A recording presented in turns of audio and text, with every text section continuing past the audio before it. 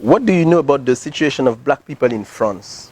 I'm somewhat familiar because I tend to study the international situation. Not thoroughly familiar, but I will say this. In all my travels, wherever I go, there's four things constant. I don't care if I'm in France, London. I don't care if I'm in South Africa, Nigeria. I don't care if I'm in Holland, Austria, Jamaica, Turks and Caicos, Canada, LA, Houston. On the planet, there's four constants for African people. Number one, we're worshiping a white Jesus. I don't care where you go. Black people in love with a white Christ. That's number one. Number two, you have mass incarceration of black males at a rate 4 or 5 times their percentage of the population in that particular state. Number three, you have miseducation of black children.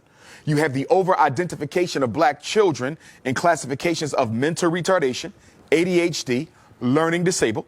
You have record numbers of single black mothers raising our children on their own, okay?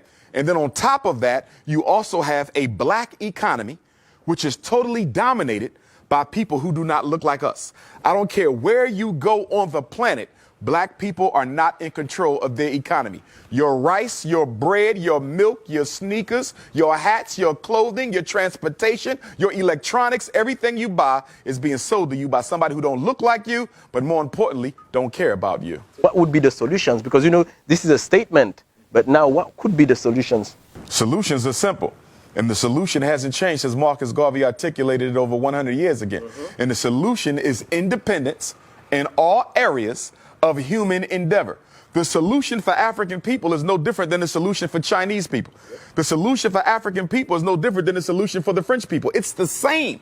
It's no secret. It's not hidden under a rock. We have to do what everyone else has done, and that is build ourselves up independently, economically, educationally, spiritually, socially, politically. We must become a power base, which we are not, as we are today, with all of our doctors, with all of our college educated folks, with all of our black capitalistic business owners who are only looking to get rich themselves, but do nothing to raise the general economic condition of black people. We are still a race of dependence. If you live in France, you're dependent on the French government for this and for that. You're dependent on white business to provide your basic needs. America, it's the same thing. Africa, it's the same thing. Wherever we are dependent on the white power structure where we live. There's 4 institutions that you must have in order to be considered an independent community. We don't have them nowhere in space and time at the same time. A hospital to protect African life. A supermarket, okay, for nutrition to preserve African life. Education to prepare the next generation of African children for the role that they must play in the freedom struggle. And number 4, a bank to finance the building of infrastructure and institutions and organizations and programs where we live. You cannot find those 4 things totally owned by African people anywhere on the face of the earth, but we will call ourselves free.